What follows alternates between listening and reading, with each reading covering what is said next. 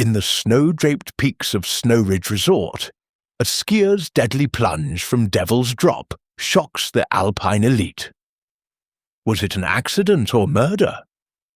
Miss Jane Marple, with her sharp eyes and quiet wisdom, unravels a web of secrets.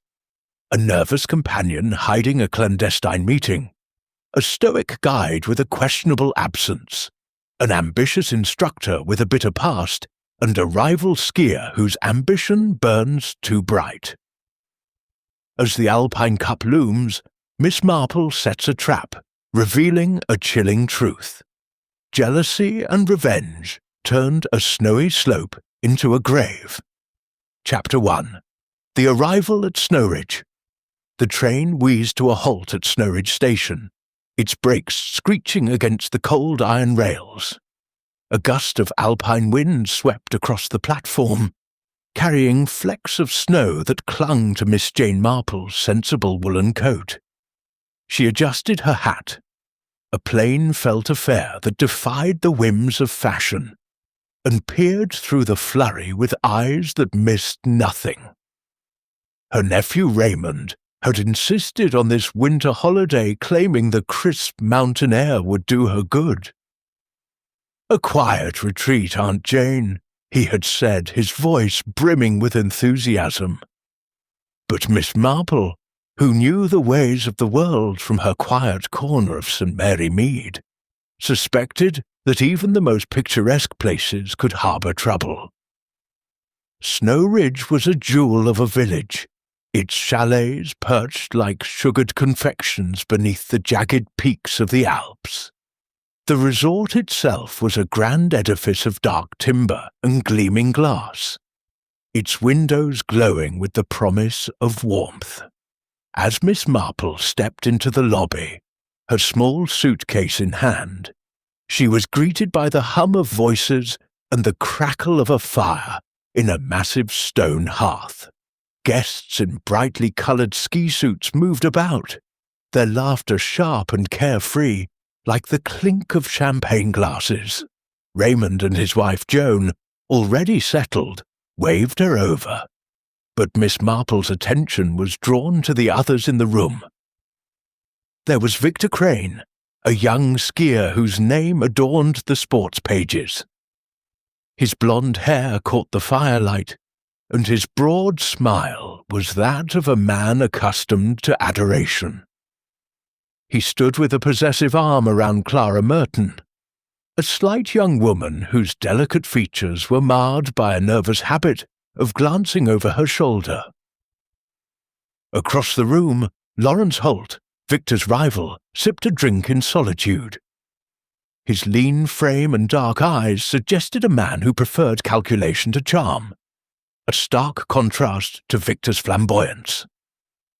Hans Müller, the resort's guide, stood near the reception, his weathered face as unyielding as the mountains he navigated. His grey eyes scanned the crowd, lingering briefly on Clara before moving on.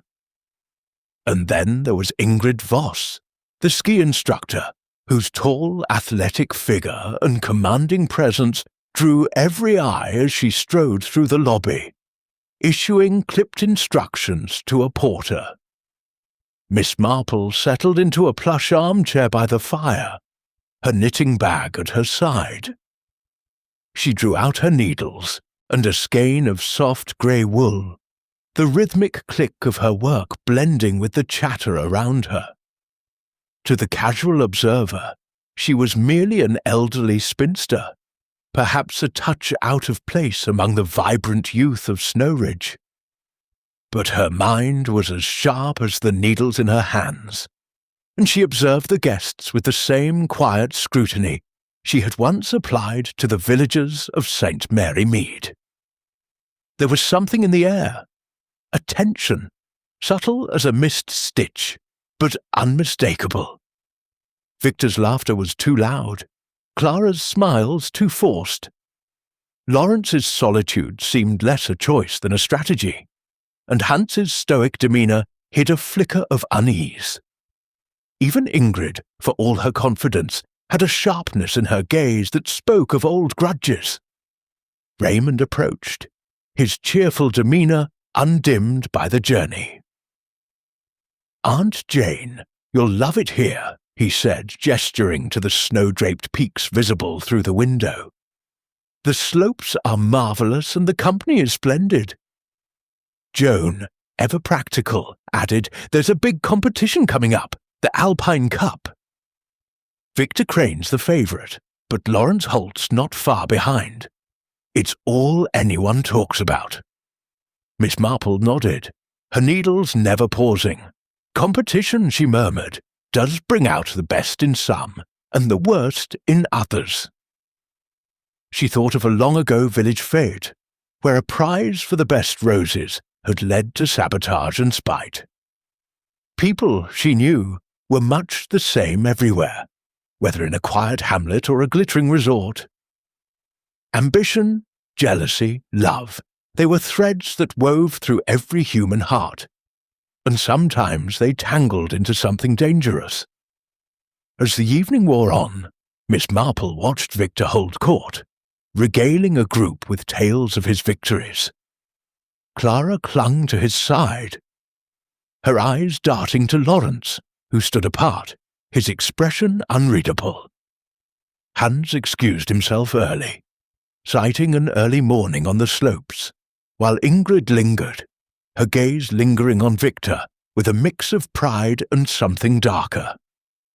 Miss Marple tucked her knitting away, her mind already sifting through the impressions of the day.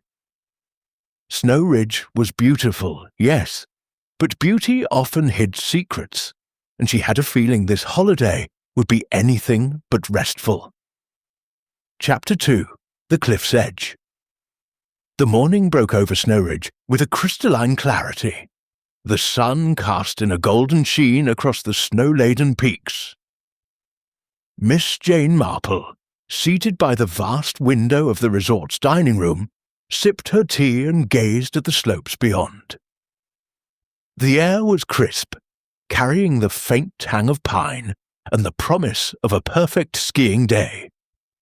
Yet her thoughts were not on the beauty of the Alps, but on the undercurrents she had sensed the previous evening.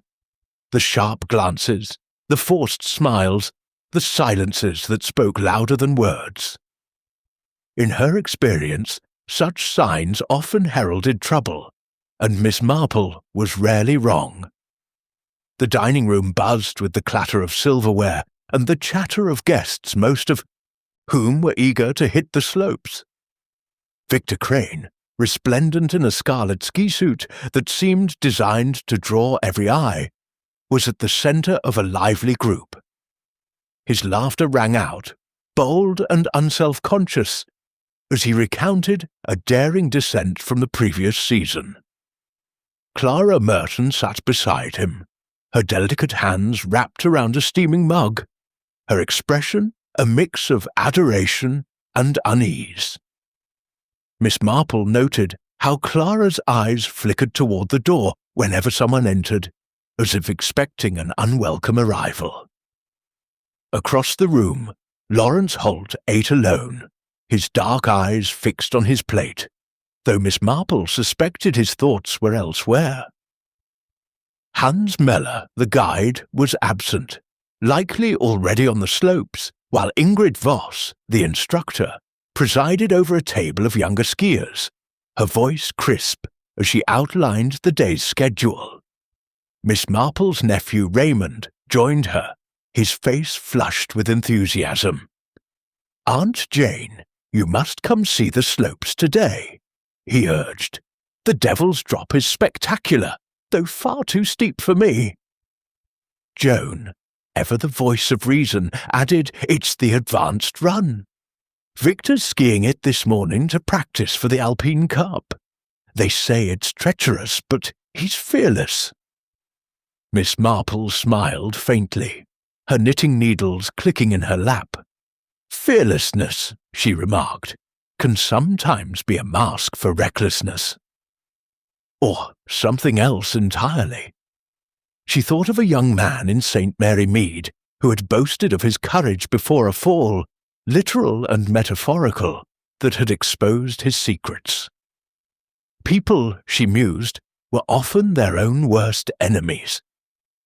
The morning passed uneventfully, with the resort's guests dispersing to the slopes or the cosy lounges. Miss Marple, disinclined to ski, settled in the library with a view of the mountains, her knitting a pretext for observation. From her vantage point, she could see the skiers gliding down the runs, their figures mere specks against the vast white expanse. Devil's Drop, she knew, was out of sight, tucked behind a ridge, its reputation as formidable as its name. She had overheard a waiter mention its sheer cliff edge, a drop that demanded precision and nerve. A misstep, she thought, could be fatal. It was just past noon when the first whispers of trouble reached the resort. A young skier, breathless and wide-eyed, burst into the lobby, calling for the manager. Miss Marple, alerted by the sudden hush that followed, set her knitting aside and moved closer. The young man's words were disjointed, but clear enough. Victor Crane had fallen from Devil's Drop. He was dead. The news spread like wildfire, igniting gasps and murmurs among the guests. Clara Merton, who had been lingering near the fireplace, let out a choked sob and collapsed into a chair. Lawrence Holt, entering the lobby moments later, froze, his face a mask of shock that Miss Marple found curiously controlled. Ingrid Voss appeared next, her usual confidence shaken, though she quickly regained her composure and began issuing orders to keep the curious at bay. Hans Müller, summoned from the slopes, arrived last, his weathered face grim as he conferred with the resort manager. Inspector Klaus, the local police chief, arrived within the hour, a burly man with a brusque manner and a thick Swiss accent. He strode into the lounge, his boots leaving wet tracks on the polished floor, and addressed the gathered crowd. "A tragic accident," he declared after a brief consultation with the resort staff. Victor Crane skied too close to the edge of Devil's Drop. The snow gave way, and he fell. There is no evidence of foul play. Miss Marple, seated unobtrusively in a corner, listened with a polite but sceptical expression. She had seen Victor on the slopes the previous day, his movements fluid and assured, his control absolute.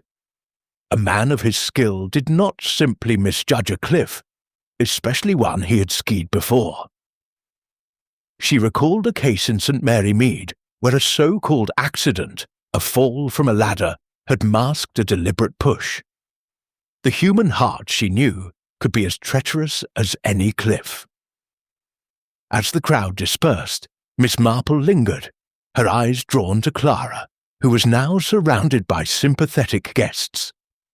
The girl's grief seemed genuine, her sobs racking her slight frame, but there was something in her posture. A rigidity, perhaps, that suggested more than sorrow. Miss Marple approached, offering a handkerchief with a gentle smile. "My dear," she said softly, "this must be a terrible shock." Clara's eyes, red-rimmed and brimming, met hers. "He was pushed," she whispered, her voice barely audible. "I know he was." Victor would never have fallen like that. Before Miss Marple could press further, Clara turned away, her hands trembling as she clutched the handkerchief. Miss Marple's gaze shifted to Lawrence Holt, who stood near the window staring out at the slopes. His expression was unreadable, but his hands clasped behind his back were tightly knotted. She recalled the maid's gossip about his rivalry with Victor, a feud that stretched back years, fueled by close races and bitter defeats. Lawrence had the most to gain from Victor's death, with the Alpine Cup now within his grasp. Yet Miss Marple knew better than to leap to conclusions. Motives were like threads in her knitting, tangled until carefully unravelled. Hans Möller's return drew her attention next. The guide's face was as impassive as ever, but his eyes held a flicker of unease as he spoke to Inspector Klaus. Miss Marple overheard a fragment of their conversation, something about the cliff's inspection that morning. Hans insisted it had been routine, but his voice lacked conviction. She made a mental note to inquire further, perhaps through Raymond, who had a knack for charming information from the staff. Ingrid Voss, meanwhile, was rallying her students, her voice sharp as she redirected their focus to the upcoming competition. Miss Marple watched her closely, noting the instructor's composure, which seemed almost too perfect. There was a rumour, whispered by a chambermaid, that Ingrid and Victor had once been close, their parting marked by a public quarrel. Old passions, Miss Marple knew, could simmer beneath the surface, erupting in unexpected ways. As the afternoon wore on, the resort settled into an uneasy calm. Guests returned to their activities, though the laughter was subdued and the slopes seemed less inviting. Miss Marple, undeterred by Inspector Klaus's verdict, decided to gather more information. She enlisted Joan, who was adept at navigating social circles, to chat with the other guests, while Raymond agreed to speak with the groundskeepers about the state of Devil's Drop.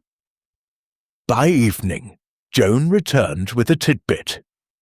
Clara had been seen arguing with Victor the previous night, her voice raised in a rare display of temper. "It was about money, I think," Joan reported. "Something about a loan Victor promised but never gave." Raymond, meanwhile, learned that Hans had been late to inspect the cliff that morning, citing a minor injury. A sprained ankle, he claimed, though he had been seen walking without a limp later that day. Miss Marple absorbed this information, her mind sifting through the possibilities. Clara's outburst suggested a deeper connection to Victor, perhaps one tinged with desperation. Hans's delay raised questions about his reliability, or perhaps his intentions. Lawrence's rivalry was an obvious motive, but his cool demeanour suggested a man capable of planning, not just reacting. And Ingrid, her past with Victor could not be dismissed, nor could her ambition to see her student succeed, particularly Lawrence. Dinner that evening was a subdued affair, the dining room half empty as many guests chose to retire early. Clara sat alone, her plate untouched, while Lawrence joined a group of skiers, his laughter forced. Hans was nowhere to be seen, and Ingrid moved among the tables, her presence a reminder of the resort's determination to carry on. Miss Marple, seated with Raymond and Joan, listened to the murmurs around her, her knitting needles moving steadily. She thought of a village scandal years ago, where a seemingly accidental death had unravelled to reveal a web of deceit. Snow Ridge, she suspected, held a similar web, and she was determined to find its centre. As the meal ended, Miss Marple excused herself and stepped onto the terrace, the cold air bracing against her cheeks. The mountains loomed in the darkness, their peaks silvered by moonlight. Devil's Drop was out there, its secrets buried in snow. She recalled Clara's whispered conviction.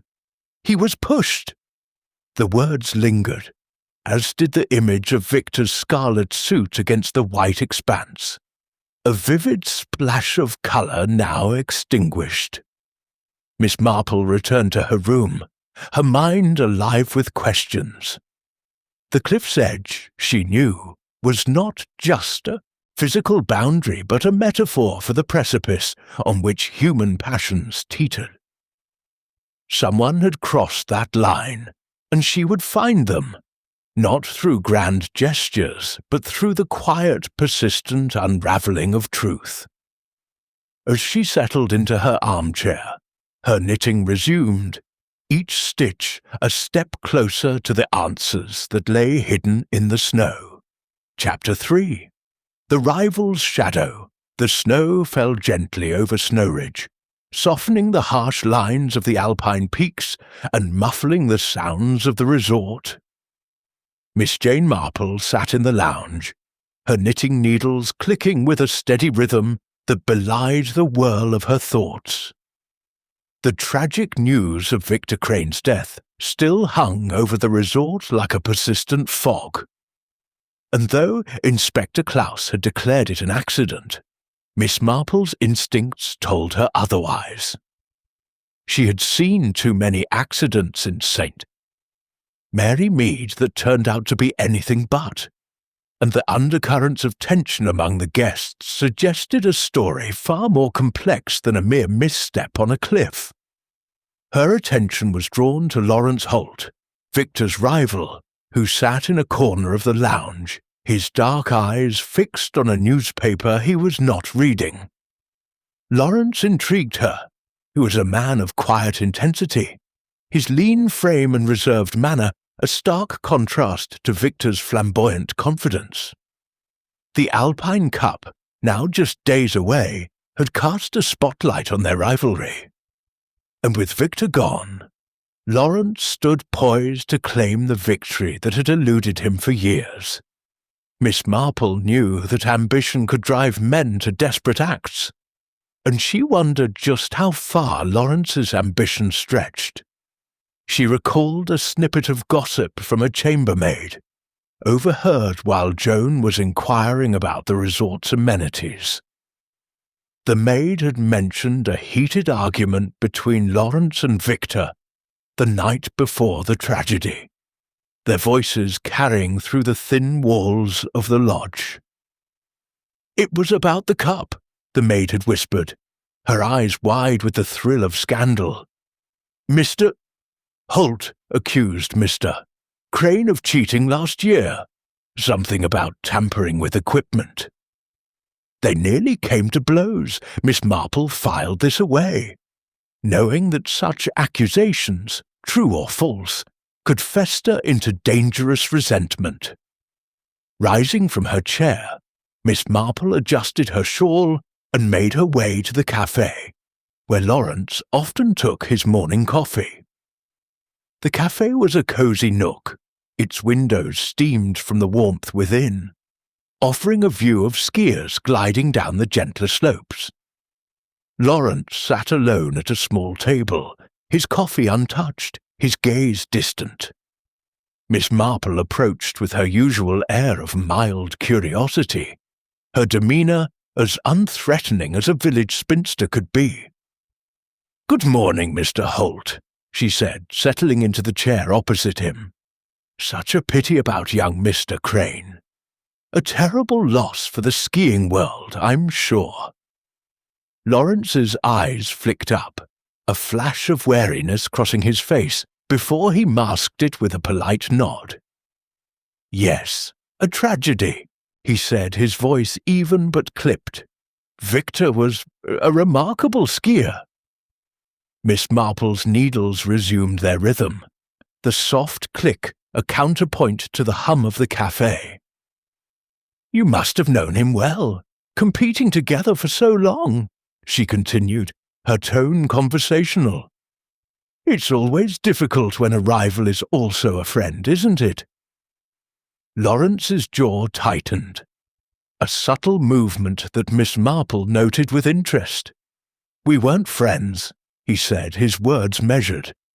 "Victor was a show-off, always playing to the crowd. But no one deserves what happened to him." He paused, then added almost too quickly, "It was an accident, after all." "Indeed," Miss Marple murmured, her eyes never leaving his face. "Though I've often found that accidents can be misunderstood. In my village, there was once a young man who fell from a roof. Everyone thought it was carelessness, but it turned out someone had loosened the ladder. She let the story hang in the air, watching for his reaction. Lawrence's fingers tightened around his coffee cup, but his expression remained impassive. "Devil's Drop is dangerous," he said. "Even the best skiers can make mistakes." He rose abruptly, offering a curt nod. "Excuse me, I have a practice session." Miss Marple watched him go, her mind turning over his words. His denial of friendship with Victor was unsurprising, but the haste in his departure suggested unease. She thought of a saint, Mary Mead Grocer, who had protested his innocence a shade too vehemently, only to be found guilty of theft. Lawrence, she suspected, was hiding something, though whether it was guilt or merely discomfort remained to be seen. She decided to seek out more information about the argument.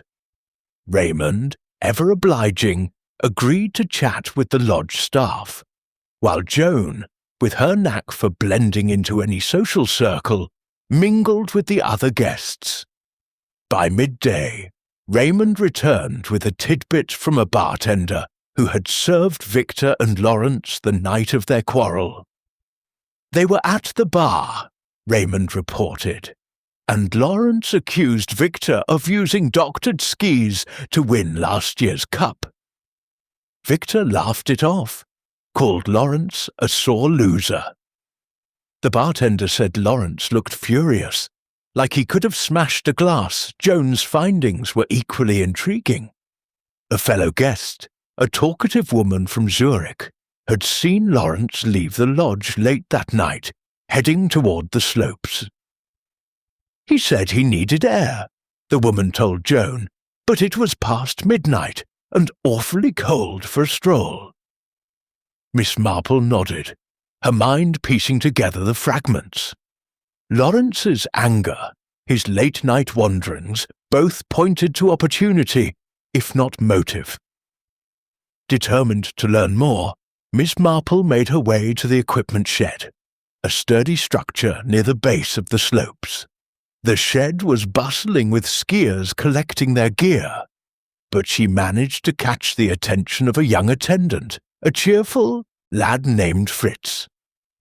With her disarming smile, she inquired about the maintenance of the slopes, particularly Devil's Drop.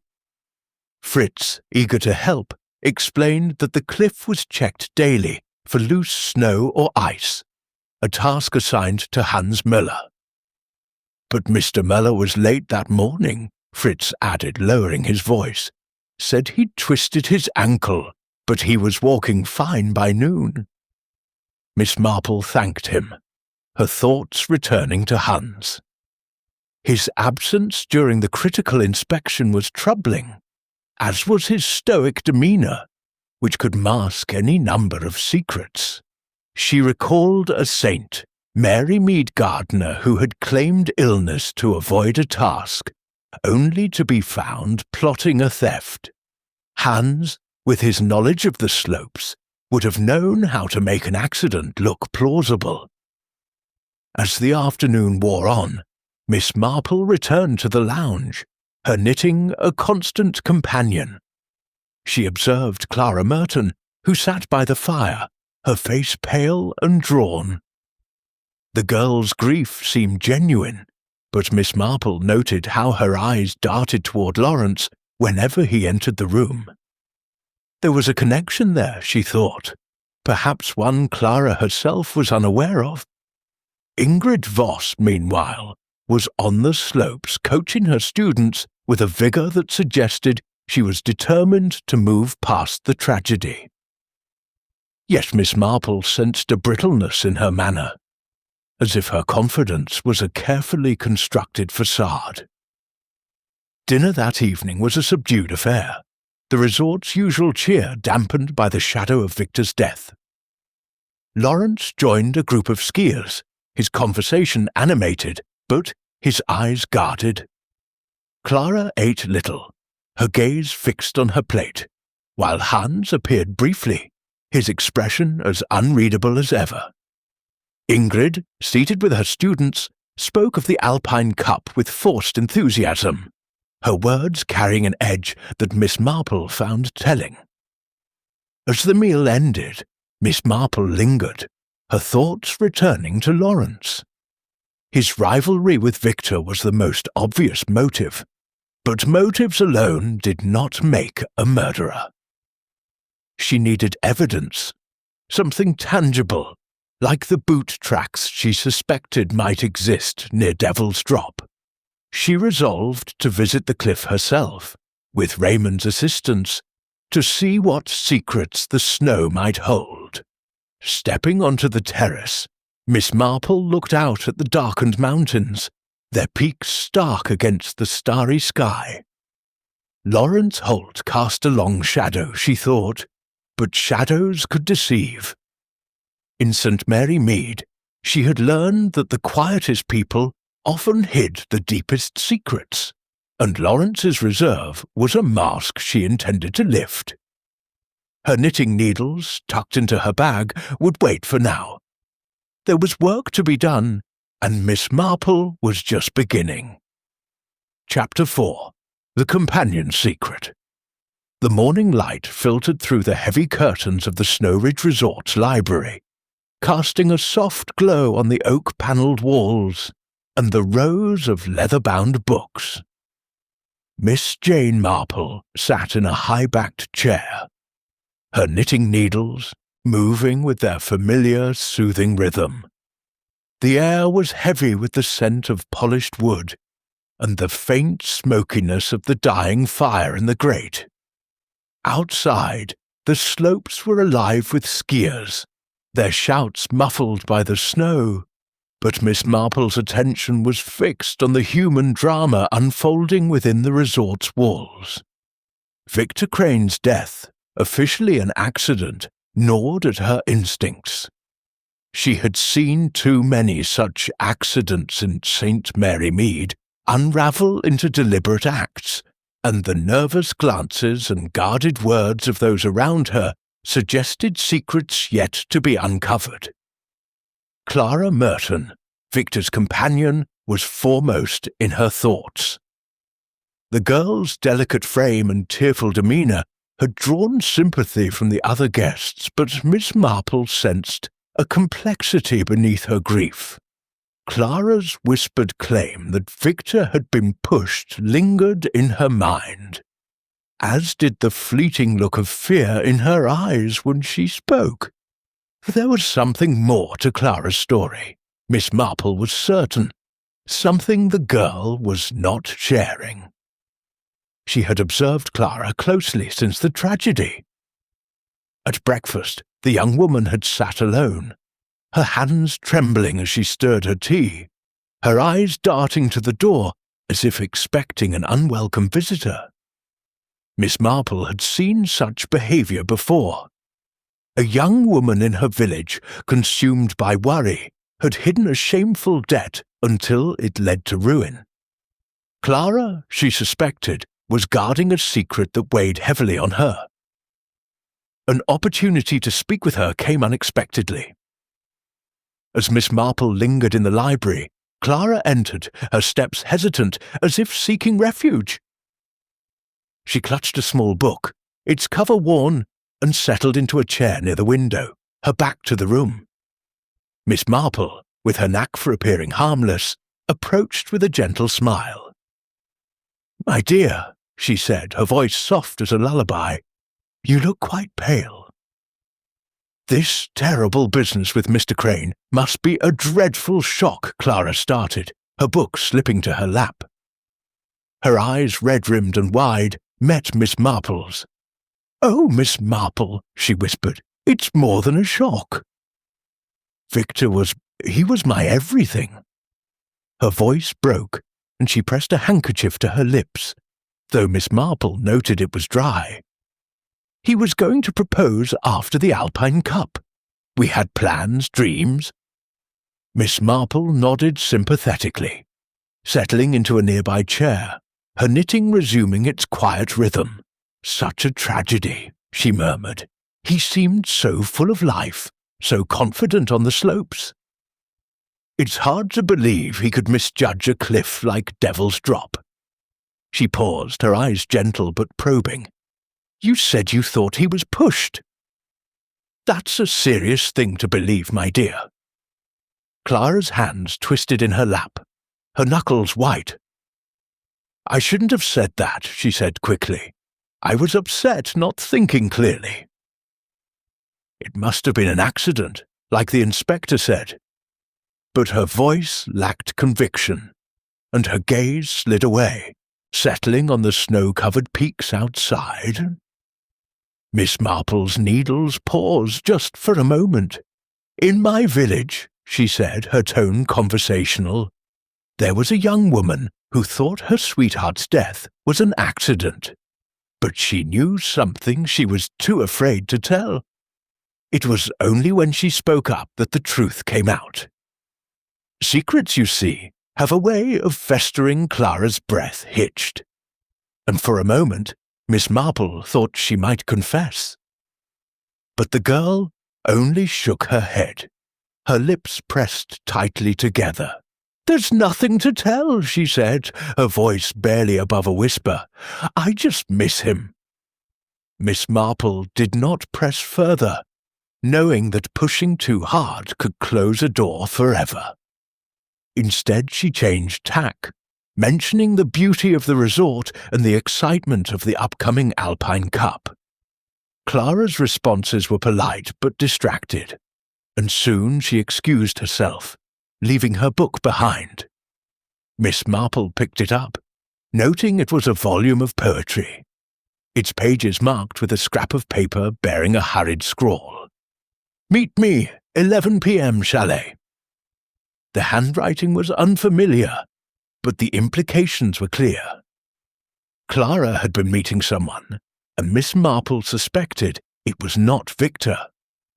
Later that day, Joan, ever eager to assist, brought news that confirmed Miss Marple's suspicions. While chatting with a chambermaid, Joan had learned that Clara had been seen slipping into Hans Müller's chalet the night before Victor's death. The maid was quite sure, Joan reported, her eyes bright with the thrill of gossip. She said Clara looked furtive, like she didn't want to be seen. And Hans was there, alone. Miss Marple frowned, her mind turning over this new piece of the puzzle. Hans, the stoic guide, had been late to inspect Devil's Drop, and now Clara, Victor's devoted companion, had been seen visiting him in secret. She recalled a saint, Mary Mead scandal, involving a young woman who had sought help from an unlikely ally, only to find herself entangled in a web of deceit. Was Clara seeking help, or was she part of something darker? Determined to learn more, Miss Marple sought out Clara again that evening. The dining room was quieter now, the initial shock of Victor's death giving way to a sombre acceptance.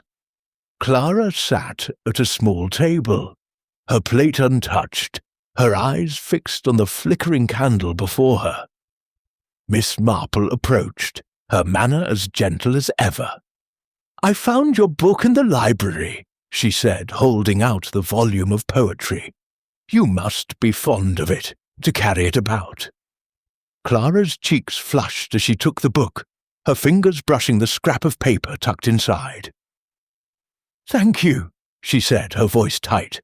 I must have forgotten it." Miss Marple smiled, her eyes kind but watchful. "I couldn't help noticing a note inside," she said lightly. "A meeting, perhaps." "It's easy to lose track of such things in a place like this with so much going on." Clara's hand froze, and for a moment, panic flashed across her face. "It's nothing," she said too quickly. "Just a reminder to myself." I wasn't meeting anyone. But her eyes darted toward the door, where Hans Möller had just entered, his weathered face as impassive as ever. Miss Marple let the matter drop, knowing that Clara's denial was as telling as a confession. She returned to her table, where Raymond and Joan were discussing the day's events. "There's something odd about Clara," Joan remarked, lowering her voice. "She's so jumpy, and she barely speaks to anyone now. Do you think she knows something about Victor's death?" "Perhaps," Miss Marple said, her needles clicking softly. "Or perhaps she's afraid of what she knows." She thought of Hans, whose silence was as impenetrable as the mountains, and of Lawrence, whose rivalry with Victor cast a long shadow. Ingrid, too, with her commanding presence and rumoured past with Victor, could not be overlooked. Each had a part to play in this drama, but Clara's secret, Miss Marple suspected, was a thread that could unravel the whole.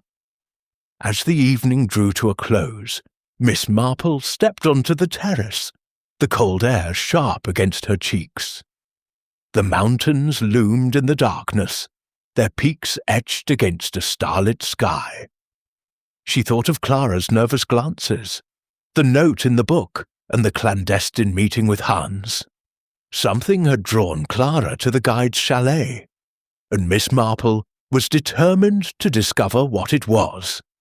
In St. Mary Mead, she had learned that secrets, like snow, could cover much, but never last forever.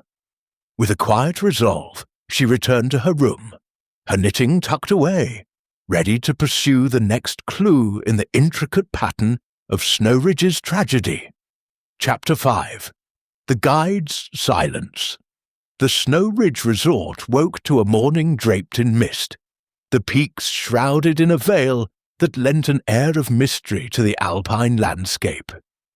Miss Jane Marple, seated in the dining room with a cup of tea, watched the fog swirl beyond the windows, her thoughts as tangled as the weather.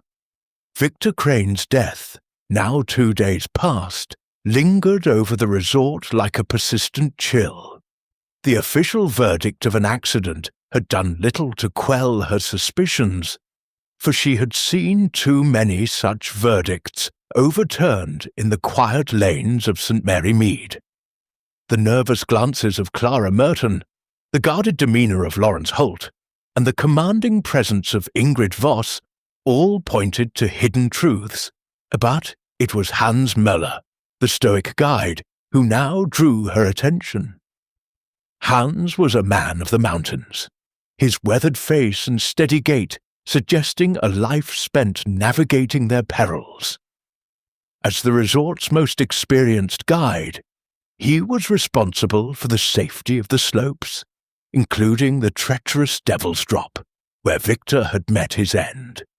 Yet, Miss Marple had learned do not make repetitions learned from a groundskeeper, that Hans had been late to inspect the cliff that morning, citing a sprained ankle, an injury that seemed curiously absent by midday. This discrepancy, coupled with the maid's report of Clara's late-night visit to his chalet, stirred Miss Marple's curiosity. Silence, she knew, could conceal as much as words, and Hans's reticence suggested a secret worth uncovering. She observed him from afar during breakfast, where he sat at a table with the resort staff, his expression as unyielding as the granite peaks outside. His grey eyes scanned the room with a watchfulness that Miss Marple found both reassuring and unsettling. A man who knew the mountains as Hans did would understand their dangers intimately, perhaps too intimately. She recalled a saint, Mary Mead Farmer, who had claimed ignorance of a broken fence, only for it to be revealed he had sabotaged it to ruin a rival's crop. Could Hans's delay in inspecting Devil's Drop have been deliberate? The thought lingered as she sipped her tea, her knitting needles idle in her lap. Determined to probe further, Miss Marple enlisted Raymond's help to engage Hans in conversation.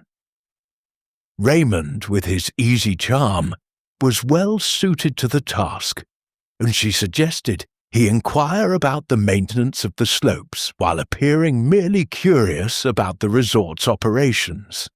Meanwhile, she decided to visit the staff quarters, where Hans was known to spend his evenings, hoping to glean some insight into his character. Raymond returned by midday with a report of his talk with Hans. "He's a tough nut to crack," Raymond said, settling into a chair beside her in the lounge. "Kept his answers short, but he did say the cliff is checked daily for loose snow or ice. When I asked about that morning, he got prickly, said he'd been delayed by a sprained ankle, but insisted everything was in order." Raymond paused, frowning. "Funny thing, though. The groundskeeper I spoke to later said Hans was walking fine by noon, no sign of a limp." Miss Marple's eyes narrowed slightly, though her expression remained mild. "A sprained ankle that heals so quickly," she mused, "is either a miracle or a convenient excuse." She thought of a saint, Mary Mead Postman, who had feigned illness to avoid delivering a letter that would have exposed his indiscretions. Hans's absence during the critical inspection of Devil's Drop was a loose thread in the tapestry of this mystery, and she intended to tug at it. Her own excursion to the staff quarters proved less fruitful, but not without value. The quarters were a cluster of modest chalets near the resort's edge, their simplicity a stark contrast to the opulent main building. Posing as a curious guest seeking a lost shawl, Miss Marple engaged a young porter in conversation. The lad, eager to please, mentioned that Hans was a private man, rarely socializing with the staff.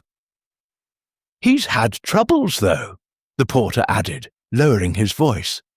"Heard he lost a pile of money in a business venture in Zurich a few years back. Keeps to himself now, like he's got something to hide." Miss Marple thanked the porter, her mind turning over this new information. Financial troubles could drive a man to desperate measures, she knew, recalling a saint, Mary Mead's shopkeeper, who had resorted to theft after a failed investment. Could Hans have harboured a grudge against Victor, perhaps over a debt or a slight? Or was his secrecy merely the habit of a man accustomed to solitude? She needed more to go on, but the pieces were beginning to form a pattern. That afternoon, Miss Marple persuaded Joan to join her for a walk near the base of Devil's Drop, hoping to observe the terrain and perhaps catch Hans at work. The slope was a formidable sight, its steep incline culminating in a jagged cliff that dropped sharply into a snowy ravine below. Joan, ever practical, remarked, "It's no wonder they call it Devil's Drop. One wrong move and you're done for." Miss Marple nodded, her eyes scanning the snow for any sign of irregularity. She noticed a faint depression, not quite a track, near the cliff's edge, partially smoothed over, as if someone had attempted to obscure it. It was not definitive, but it suggested someone had been there, perhaps before Victor's fatal descent. As they returned to the resort, Miss Marple spotted Hans near the equipment shed, checking a rack of skis with methodical care. She approached, her demeanour as unassuming as ever, and engaged him in light conversation about the slopes. "Such a dangerous place, Devil's Drop," she said, her tone casual. "Could someone have tampered with the snow to make it give way?" Hans's eyes narrowed, a flicker of something, wariness perhaps, crossing his face. "Impossible," he said gruffly. "The cliff is checked daily. No one could tamper with it without being seen." His words were firm, but his hands tightened briefly on the ski he held, a gesture Miss Marple noted with interest. She did not press further, knowing that insistence could make him withdraw further. Instead, she thanked him and returned to the lounge, where she resumed her knitting, her mind sifting through the day's findings. Hans's financial troubles, his delayed inspection, his secretive nature, all pointed to a man with something to conceal. Yet she cautioned herself against haste. Clara's nervous secrecy, Lawrence's simmering rivalry, and Ingrid's rumoured past with Victor were equally compelling threads in this intricate web. That evening, the dining room was quieter still, the guests subdued by the weight of Victor's death and the looming Alpine Cup. Hans appeared briefly, his presence almost ghostly, as he exchanged a few words with the resort manager before departing. Miss Marple watched him go, noting how his gaze avoided Clara, who sat alone, her hands twisting her napkin. Lawrence, by contrast, was animated, discussing the cup with a group of skiers, though his eyes held a guarded intensity. Ingrid moved among the tables, her confidence unshaken, yet Miss Marple sensed a brittleness beneath her poise. As she retired to her room, Miss Marple stood by her window, gazing at the mist-shrouded peaks. Hans Muller's silence was a wall, but walls, she knew, could be breached. In St. Mary Mead, she had once uncovered a poacher's guilt by noting his reluctance to speak of a certain night. Hans, with his knowledge of the slopes and his timely injury, was a figure worth watching. Her knitting needles, tucked into her bag, would wait for now. She had a mystery to unravel, and Hans's silence was but one piece of it. Chapter 6. The Instructor's Ambition. The mist that had cloaked Snowridge the previous day had lifted, revealing a sky of piercing blue that mirrored the icy sheen of the slopes. Miss Jane Marple sat in the resort's conservatory, a glass-walled haven filled with potted ferns and the faint scent of damp earth. Her knitting needles moved with their usual steady rhythm, a counterpoint to the lively chatter of guests preparing for another day on the slopes. The tragedy of Victor Crane's death, now 3 days past, had not entirely dimmed the resort's allure, but an undercurrent of unease persisted, like a shadow cast by the towering peaks. Miss Marple's thoughts were fixed on Ingrid Voss, the ski instructor, whose commanding presence and rumoured history with Victor suggested a motive as sharp as the Alpine air. Ingrid was a striking figure, her tall, athletic frame moving with a grace that spoke of years spent mastering the slopes. As the resort's head instructor, she trained the elite skiers, including Victor and Lawrence Holt, and her reputation for discipline was matched only by her ambition. Miss Marple had observed her closely, noting the way she commanded attention, her voice carrying an authority that brooked no dissent. Yet there was a brittleness to her confidence, a hint of something unresolved beneath her polished exterior. A chambermaid's whisper, overheard by Joan, had revealed that Ingrid and Victor had once been lovers, their relationship ending in a public quarrel that still lingered in the resort's gossip. Old passions, Miss Marple knew, could kindle dangerous fires. Determined to learn more, Miss Marple decided to engage Ingrid directly. She chose a moment after lunch, when the instructor was in the equipment room, inspecting skis with a meticulous eye. The room was a cavern of polished wood and gleaming metal, its air sharp with the scent of wax and pine. Ingrid stood alone, her blonde hair pulled back in a tight braid, her hands deftly adjusting a binding.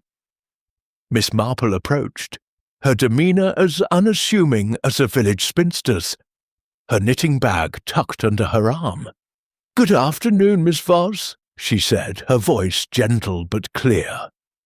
"You must be terribly busy with the Alpine Cup so near." It's remarkable how you manage such talented young skiers."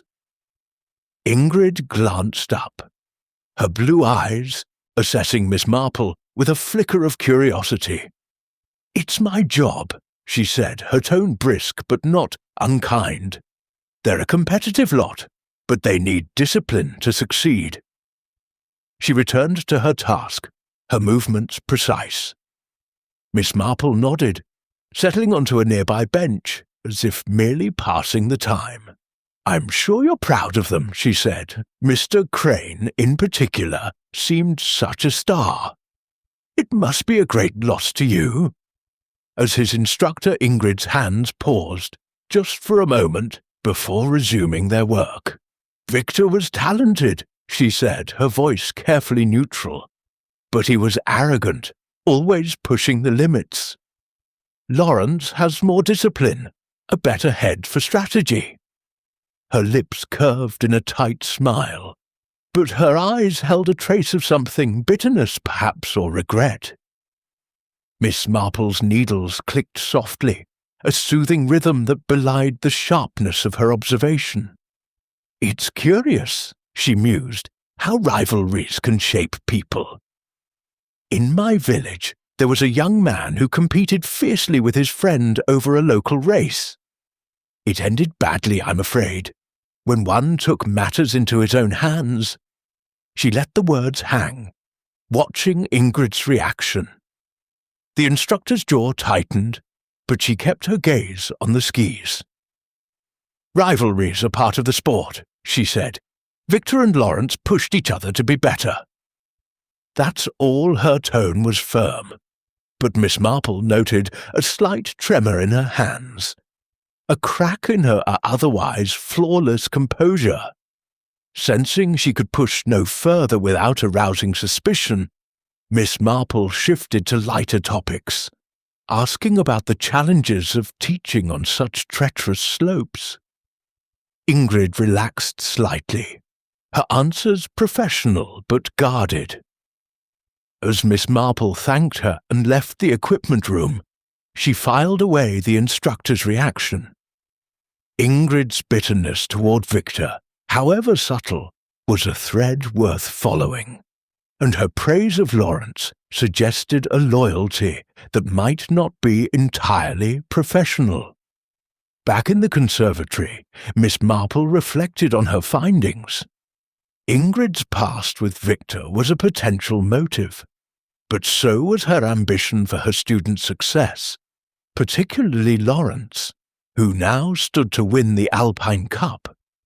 She recalled a saint, Mary Mead dressmaker, who had sabotaged a rival's work to secure a client's favor, driven by a mix of professional pride and personal resentment. Could Ingrid have seen Victor's death as a way to clear the path for Lawrence, or even to settle an old score? To test this theory, Miss Marple enlisted Joan's help to gather more about Ingrid's relationship with her students. Joan, adept at navigating the resort's social circles, returned that afternoon with a report from a fellow guest, a talkative woman who had trained under Ingrid the previous season. She said Ingrid was furious when Victor ended their affair. Joan recounted, her voice low. It wasn't just personal. Victor bragged about it, made her look foolish in front of the other skiers. Ingrid's proud, and that kind of humiliation would have stung. Miss Marple nodded, her knitting needles pausing as she considered this. A wounded heart and a damaged reputation could be powerful motivators, especially for a woman as driven as Ingrid. Yet, she cautioned herself against jumping to conclusions. Clara's nervous secrecy, Hans's questionable absence during the cliff inspection, and Lawrence's simmering rivalry were equally compelling pieces of the puzzle. Determined to see Ingrid in action, Miss Marple persuaded Raymond to accompany her to the practice slopes, where the instructor was coaching a group of young skiers.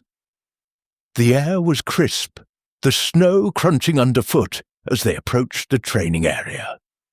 Ingrid stood at the centre, her voice sharp as she corrected a skier's form, her authority unquestioned. Lawrence was among the group, his movements precise, but lacking Victor's flair. Miss Marple noted how Ingrid's eyes lingered on him. Her expression a mix of approval and something deeper, pride, perhaps, or expectation. As the session ended, Miss Marple approached Ingrid again, this time with a question about the safety of the slopes. "Devil's Drop seems so perilous," she said, her tone innocent. "Could someone with your expertise tell if the snow had been disturbed before Mr. Crane's fall?"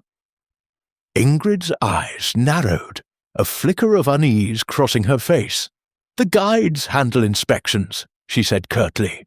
"Hans would know more, but Victor was reckless. He skied too fast, too close to the edge. It was bound to happen." Her words were dismissive, but Miss Marple detected a note of defensiveness, as if Ingrid were shielding herself, or someone else. Returning to the resort, Miss Marple sat by the conservatory's windows. Her knitting resumed as she pieced together the day's observations. Ingrid's past with Victor, her ambition for Lawrence, and her quick dismissal of foul play suggested a woman with much to protect. Yet Miss Marple knew that ambition alone did not make a murderer. She needed evidence, something tangible to connect Ingrid to the cliff's edge. That evening, the dining room was a study in contrasts. Lawrence, now the favoured contender for the Alpine Cup, was animated, his confidence growing in Victor's absence. Clara sat alone, her eyes red but dry, her hands still twisting her napkin. Hans appeared briefly, his silence as heavy as ever, while Ingrid moved among her students, her poise unshaken but her glances sharp. Miss Marple watched them all, her mind tracing the threads of motive and opportunity. As she retired to her room, the mountains loomed dark against the starry sky, their peaks as enigmatic as the people within the resort. Ingrid Voss's ambition was a force to be reckoned with, but whether it had driven her to murder remained unclear. In St. Mary Mead, Miss Marple had once uncovered a teacher's guilt by noting her fierce loyalty to a favoured pupil. Ingrid, with her pride and her past, was a figure worth watching, and Miss Marple resolved to keep her in sight as she unravelled the truth behind Victor Crane's fall. Chapter 7. The Slope's Secrets. The dawn broke over Snowridge with a brittle clarity, the sun slicing through the alpine air to cast long shadows across the snow-draped slopes. Miss Jane Marple, wrapped in her sensible woolen coat, stood at the window of her room, her gaze fixed on the distant ridge where Devil's Drop lay hidden. The tragedy of Victor Crane's death, now 4 days past, had settled into the resort like a persistent frost, chilling the laughter and dimming the sparkle of the Alpine Cup preparations. Inspector Klaus's verdict of an accident had satisfied most, but Miss Marple's instincts, honed by years of observing human nature in St. Mary Mead, told her that the truth lay buried beneath the snow, waiting to be uncovered. Her investigations thus far had revealed much. Clara Merton's nervous secrecy and her clandestine meeting with Hans Müller. Lawrence Holt's bitter rivalry with Victor. Hans's questionable absence during the cliff's inspection, and Ingrid Voss's past with the victim, tinged with ambition and resentment. Each suspect was a thread in a tangled skein, but Miss Marple knew that the key to unravelling the mystery might lie not in words but in the silent evidence of the slopes themselves. She resolved to visit Devil's Drop, to see the place where Victor had fallen, certain that the landscape held clues the human heart could not conceal. Convincing Raymond to accompany her was no difficult task. Her nephew, ever eager for adventure, was intrigued by the prospect of exploring the infamous slope, though he cautioned her about the terrain. "It's a beast of a place, Aunt Jane," he said over breakfast, his eyes bright with curiosity, steep and unforgiving. "Are you sure you're up for it?" Joan, more practical, frowned. "It's no place for a stroll, but if you must go, we'll take the ski lift to the base and avoid the worst of it." Miss Marple smiled, her knitting needles clicking softly in her lap. "I've no intention of skiing, my dear," she said. "I only wish to see the cliff. In my village, I once found a vital clue in the grass near a fallen tree. The ground, you see, often speaks when people will not." Her tone was light, but her eyes held a quiet determination that silenced further objections. By mid-morning, they were aboard the ski lift, the metal chair swaying gently as it carried them over the pristine slopes. The air was sharp, carrying the scent of pine and snow, and the resort below shrank to a cluster of toy-like chalets. Miss Marple's gaze swept the landscape, noting the skiers weaving down the runs, their movements as graceful as dancers. Devil's Drop, however, was a world apart. A jagged scar of rock and snow, its cliff edge a stark reminder of its deadly reputation. At the base of the slope, the snow was disturbed only by the tracks of rescue teams and curious skiers who had ventured close after the tragedy. Raymond helped Miss Marple navigate the uneven ground, her sensible boots crunching through the crust of snow. The cliff loomed above, its sheer drop a dizzying contrast to the gentle slopes nearby. Miss Marple paused, her breath forming small clouds in the cold air, and scanned the area with the keen eye of one accustomed to finding what others overlooked.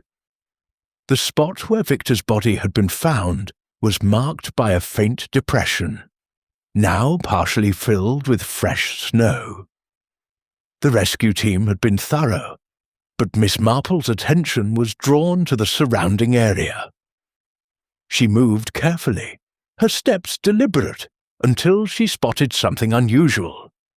A faint track, not of skis but of boots, leading from the main path to a nearby ridge. The track was shallow, partially smoothed over as if someone had brushed snow across it in haste. "Raymond," she called softly, "come look at this." Her nephew crouched beside her, his brow furrowing. "Boot prints," he said, "but they're almost gone. Someone tried to cover them up." He glanced at the cliff above, his expression uneasy. "Could be a groundskeeper, maybe, checking the slope after the fall." "Perhaps," Miss Marple said, her tone non-committal. "But groundskeepers don't usually hide their tracks." She followed the faint impressions to the ridge, where the snow was less disturbed. There, caught on a jagged rock, was a scrap of fabric, bright red and delicate, like the scarf Clara Merton had worn the previous day. Miss Marple retrieved it with care, tucking it into her pocket. "Curious," she murmured, her mind racing. The fabric suggested Clara had been near the cliff, but why? And why conceal the evidence? She continued her inspection, noting the cliff's edge itself. The snow there was packed tightly, but a small section showed signs of disturbance, crumbled edges as if a tool had been used to loosen it. It was subtle, easily mistaken for natural wear, but Miss Marple's experience told her otherwise. She recalled a saint Mary Mead gardener who had staged an accident by weakening a fence post, the damage invisible until examined closely. Could someone have tampered with the snow to ensure Victor's fall? The thought was chilling, but plausible. Raymond, sensing her focus, asked, "Do you think someone planned this, Aunt Jane?" Made the cliff give way. His voice held a mix of skepticism and intrigue. Miss Marple's eyes twinkled, though her expression remained grave. "In my village, dear, I learned that accidents are rarely as simple as they seem. A loose rung on a ladder, a slippery step, these things can be arranged if one knows how." She gestured to the disturbed snow. "This was no act of nature, I suspect. Someone was here, and they had a purpose." They returned to the resort as the afternoon shadows lengthened, the cold seeping through Miss Marple's coat. She tucked the red fabric deeper into her pocket, her mind turning over its implications. Clara's presence near the cliff was troubling, but so was the possibility of tampering. Hans Müller, with his knowledge of the slopes, would have known how to weaken the snow without leaving obvious traces. Lawrence Holt, driven by rivalry, had the motive to eliminate his competitor. And Ingrid Voss, with her past grievances and ambition for her students, could not be dismissed. Back in the lounge, Miss Marple settled into her usual armchair. Her knitting resumed as a cover for her thoughts. Joan, eager for news, joined her, her eyes wide with curiosity. "Did you find anything?" she asked, keeping her voice low. Miss Marple nodded, producing the scrap of fabric. "This," she said, "and signs that the snow was disturbed, perhaps deliberately. But we must be careful, Joan. Assumptions are like dropped stitches. They unravel the whole if not corrected early." Joan frowned, examining the fabric. "It looks like Clara's scarf. Do you think she was there? Could she have—" She trailed off, unwilling to voice the accusation. Miss Marple's needles clicked steadily. "Clara is frightened," she said, "but whether of her own actions or someone else's, I cannot yet say. In St. Mary Mead, I once knew a girl who hid evidence out of fear, not guilt. We must learn more before we judge." That evening, the dining room was a study in contrasts. Lawrence Holt, now the focal point of the Alpine Cup preparations, moved with a newfound confidence, his laughter louder than before. Clara sat alone, her eyes fixed on her untouched plate, the absence of her red scarf noticeable. Hans Müller appeared briefly, his silence as impenetrable as ever, while Ingrid Voss presided over her students with a vigour that seemed almost defiant. Miss Marple watched them all, her mind weaving the clues into a pattern. The boot tracks, the tampered snow, the scrap of fabric, all pointed to a deliberate act, but by whom? Hans's expertise made him a likely candidate, yet Clara's presence near the cliff complicated the picture. Lawrence's motive was clear, but his opportunity was less certain. And Ingrid's ambition, tempered by her past with Victor, added another layer of suspicion. As she retired to her room, Miss Marple stood by her window, the mountains dark and silent under the starlit sky. Devil's Drop held secrets she knew, and the snow, like the human heart, could not hide them forever. In St. Mary Mead, she had once solved a murder by following a single footprint to its source. Here, in the vastness of Snow Ridge, she would do the same, one careful step at a time. Chapter 8. The Alpine Cup Looms. The Snow Ridge Resort hummed with a restless energy as the Alpine Cup drew near, its approach lending a veneer of festivity to the sombre atmosphere left by Victor Crane's death. Banners in vibrant reds and blues fluttered above the slopes, and the chatter of guests was filled with speculation about the competition. Yet, beneath the excitement, a tension lingered, as if the mountains themselves held their breath. Miss Jane Marple, seated in her customary armchair in the lounge, her knitting needles clicking with their familiar rhythm, observed the scene with a quiet intensity. 5 days had passed since Victor's fatal fall from Devil's Drop, and while Inspector Klaus's verdict of an accident had quieted most tongues, Miss Marple's suspicions remained as sharp as the alpine air. Her investigations had woven a complex tapestry. Clara Merton's whispered fears and her secret meeting with Hans Möller, Lawrence Holt's simmering rivalry and late-night wanderings, Hans's questionable absence during the cliff's inspection, Ingrid Voss's ambitious loyalty to her students, shadowed by her past with Victor, and now the boot tracks and tampered snow at Devil's Drop, coupled with the scrap of red fabric that pointed to Clara's presence near the cliff. Each clue was a stitch in the pattern, but the whole remained elusive. Miss Marple knew that the truth often lay in the smallest details, and she was determined to find them before the Alpine Cup cast its distracting glow. The morning was bright, the sun glinting off the snow in a way that made the slopes appear deceptively inviting. Miss Marple watched from the lounge as skiers gathered, their colourful suits a stark contrast to the white expanse. Lawrence Holt, now the favoured contender for the cup, was among them, his lean frame moving with a precision that lacked Victor's flamboyance, but carried a quiet confidence.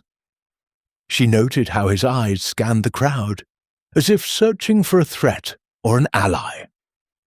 Clara, by contrast, lingered on the fringes, her delicate features drawn, her red scarf conspicuously absent. Hans Möller was back on duty, his weathered face betraying no hint of his earlier injury, while Ingrid Voss barked orders to her students, her authority undiminished by the tragedy.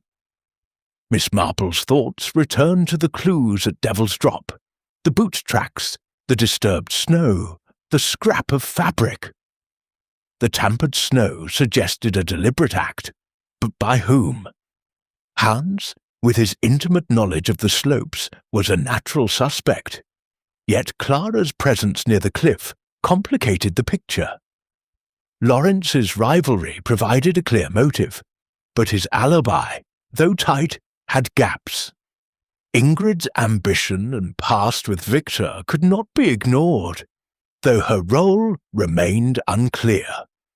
Miss Marple resolved to press further, starting with a conversation with Inspector Klaus, whose dismissal of foul play grated on her sense of justice. She found the inspector in the resort's office, a cramped room filled with maps and schedules. Klaus, a burly man with a brusqueness that bordered on impatience, was reviewing reports when Miss Marple entered, her demeanour as unassuming as ever. "Good morning, Inspector," she said, her voice mild. "I wondered if you might have a moment to discuss poor Mr. Crane's accident. It's troubled me, you see, as such things often do in my village." Klaus's eyebrows rose, his expression a mix of irritation and amusement. "Miss Marple, is it?" "The case is closed. The snow gave way, and Crane fell. It's a dangerous slope. Accidents happen." He gestured to a stack of papers, as if to dismiss her. Miss Marple's eyes twinkled, though her tone remained polite. "Of course, Inspector."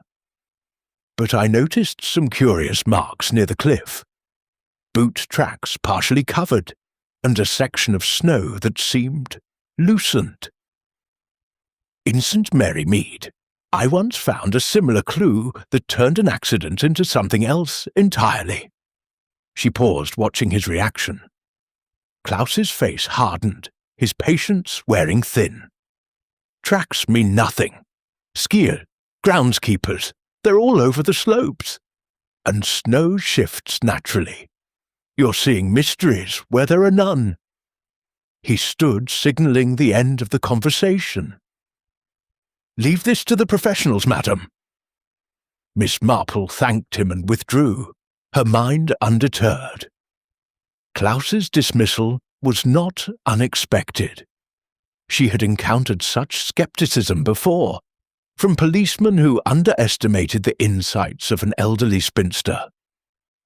But the tracks and tampered snow were real, and she would not let them be brushed aside like snow from a path. She needed more evidence, and the Alpine Cup, with its gathering of suspects, offered an opportunity to observe them under pressure. That afternoon she joined Raymond and Joan to watch the practice runs, her knitting bag a constant companion. The slopes were alive with activity, skiers carving graceful arcs through the snow. Lawrence was in top form, his movements precise, his focus absolute. Miss Marple noted how Ingrid watched him, her expression a blend of pride and expectation, as if his success were her own.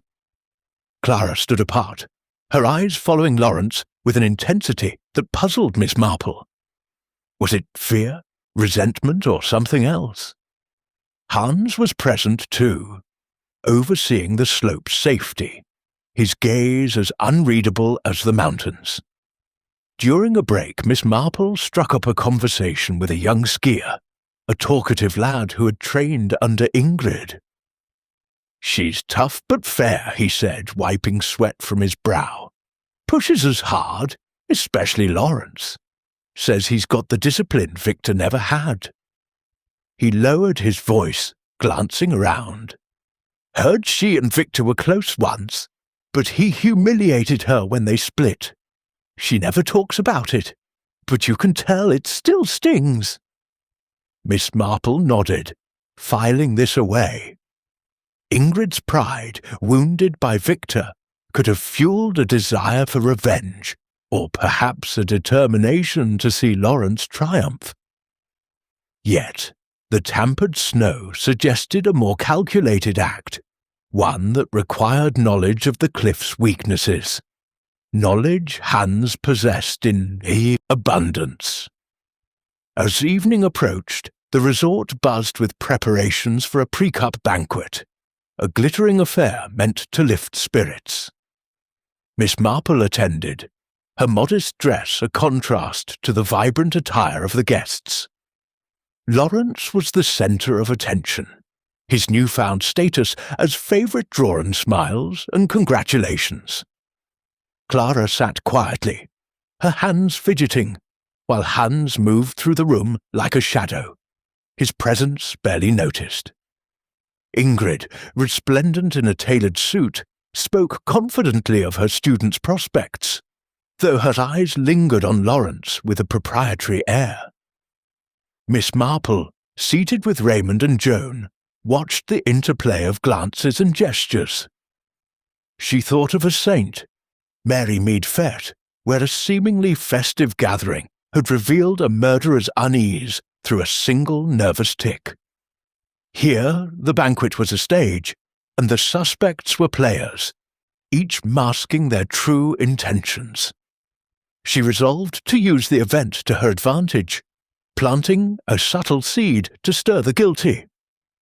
During a lull, she mentioned to Joan, loud enough for nearby ears to catch, "I heard the groundskeepers found something odd near Devil's Drop, a tool, perhaps, dropped by someone in a hurry."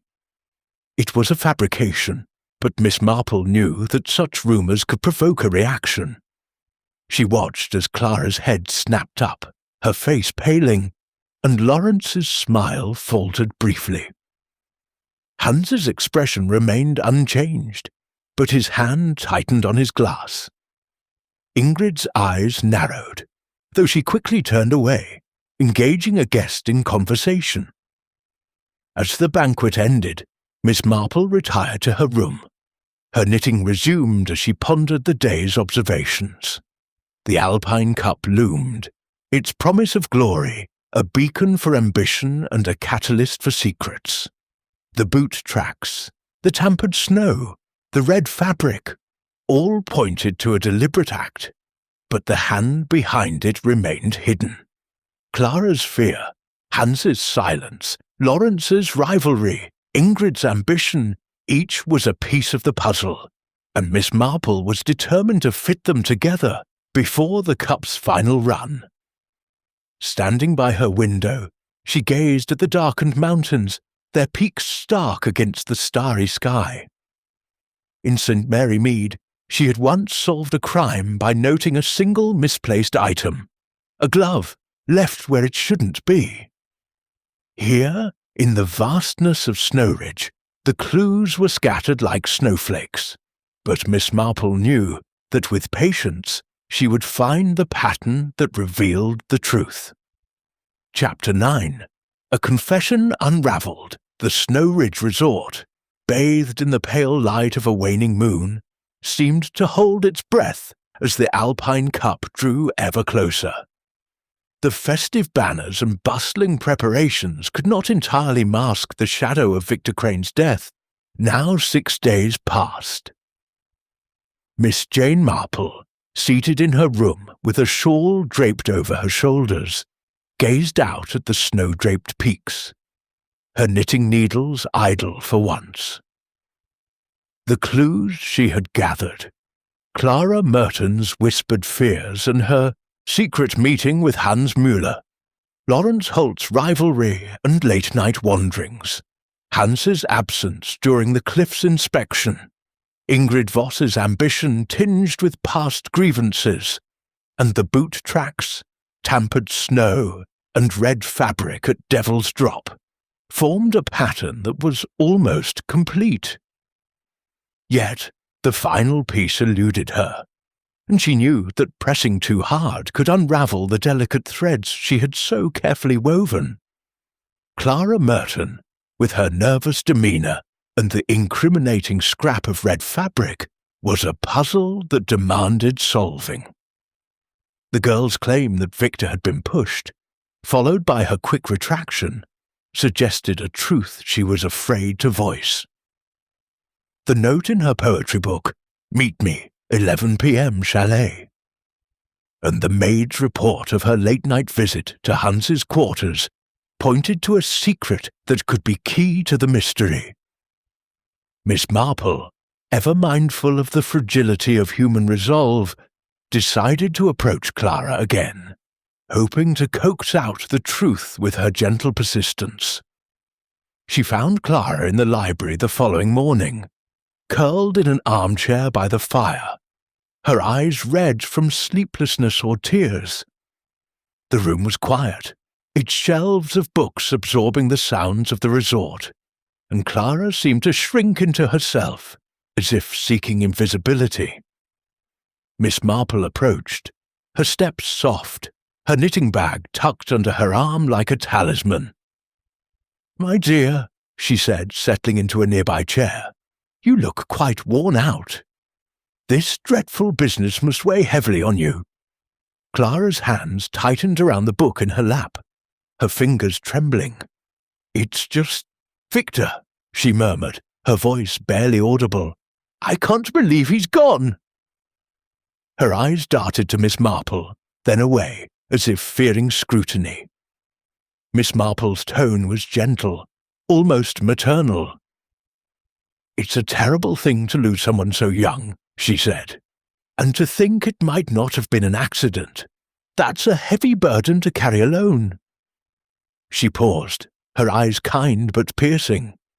"In my village, Saint Mary Mead, I once knew a girl who kept a secret out of fear. It nearly broke her until she shared it. Sometimes speaking the truth is the only way to find peace." Clara's breath caught, and for a moment she seemed on the verge of flight. Then, as if a dam had broken, her words spilled out in a rush. "I didn't mean to lie," she whispered, tears welling in her eyes.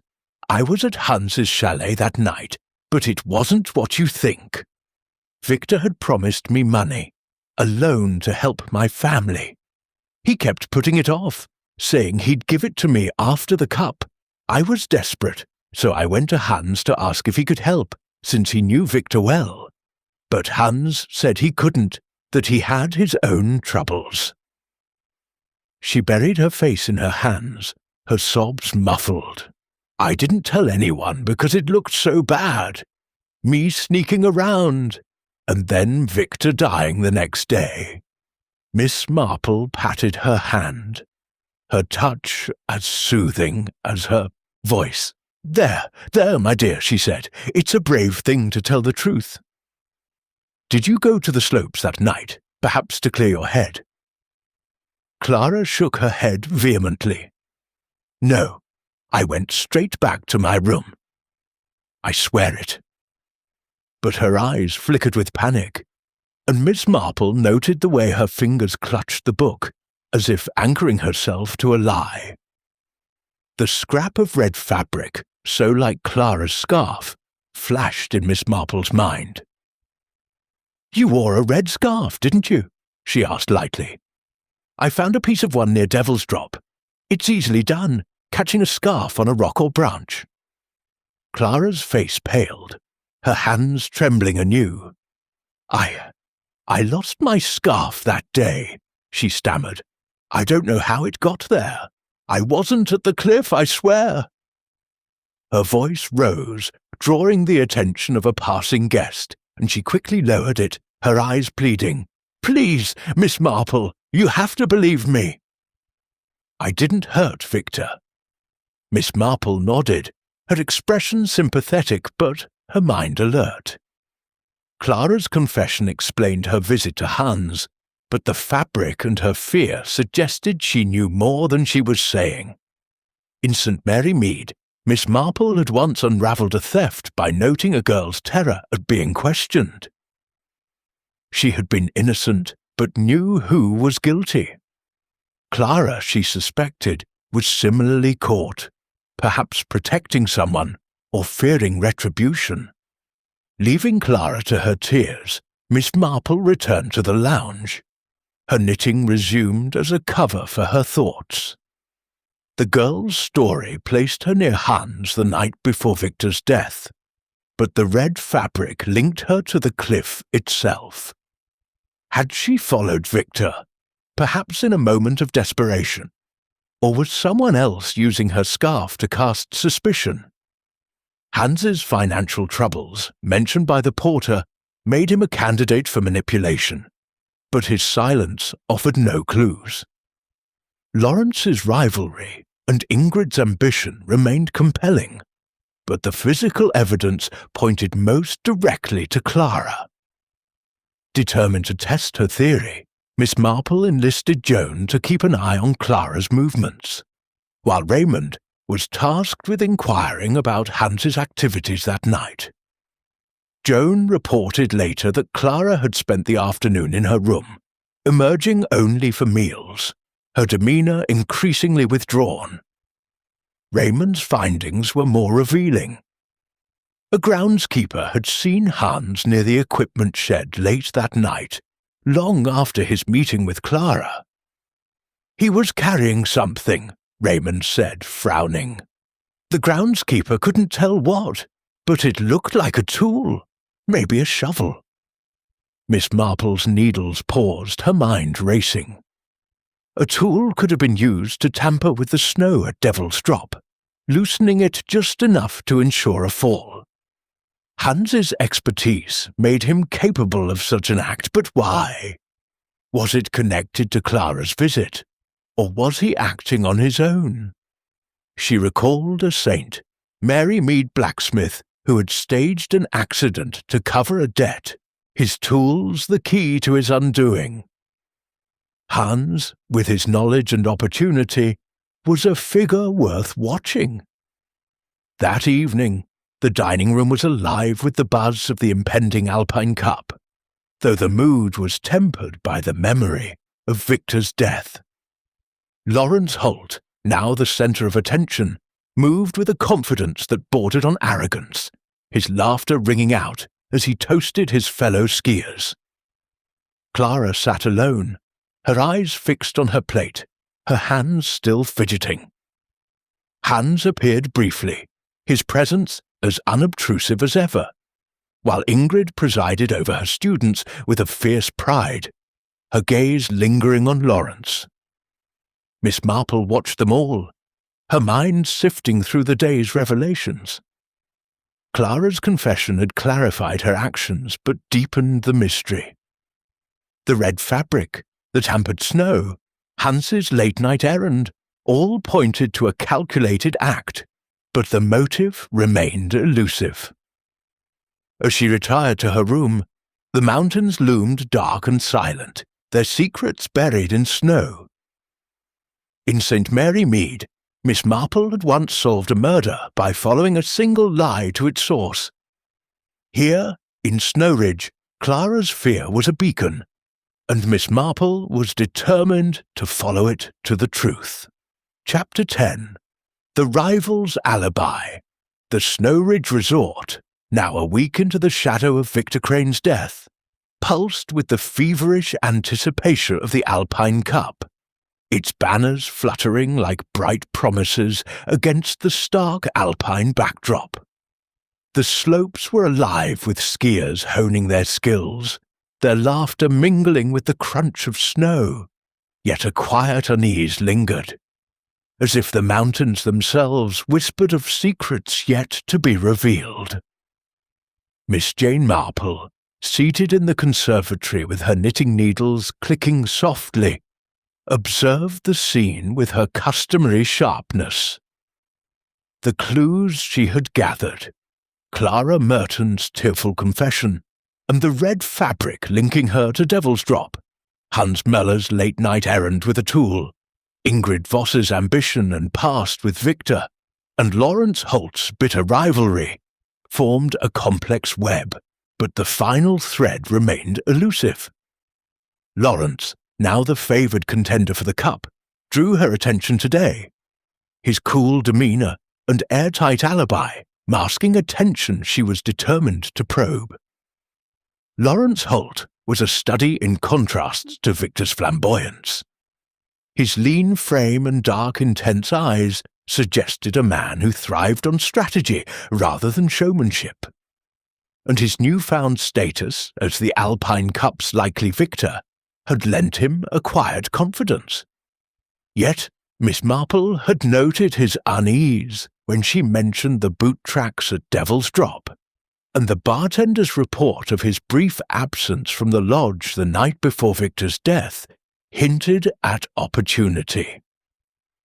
His alibi, that he had been in the lodge with witnesses during Victor's fatal ski, was strong. But Miss Marple knew from her St. Mary Mead days that alibis could be crafted as carefully as a knitted scarf, with gaps invisible to the untrained eye.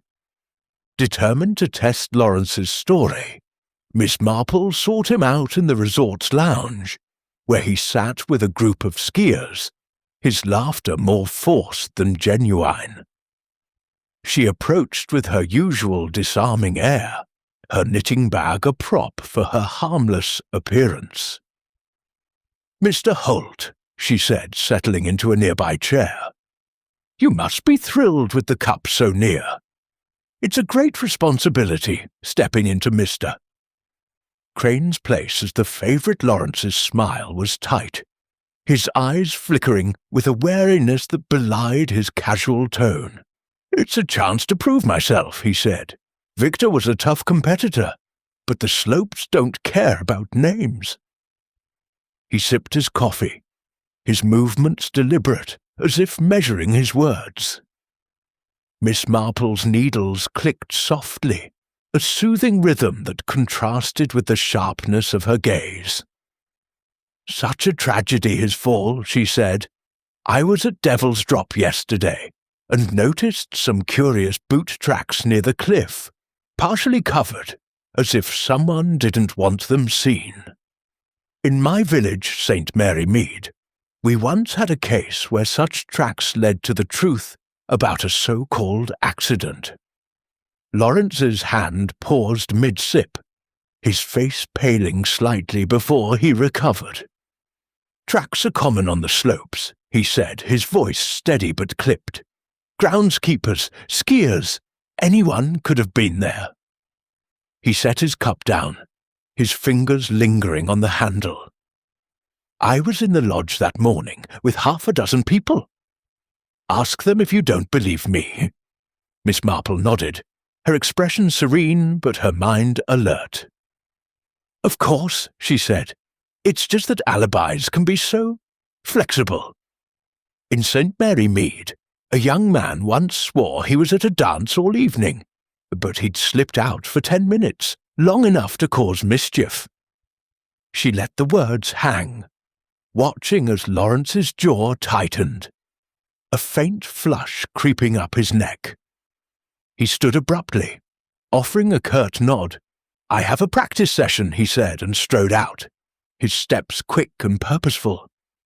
Miss Marple watched him go, her thoughts turning over his reaction.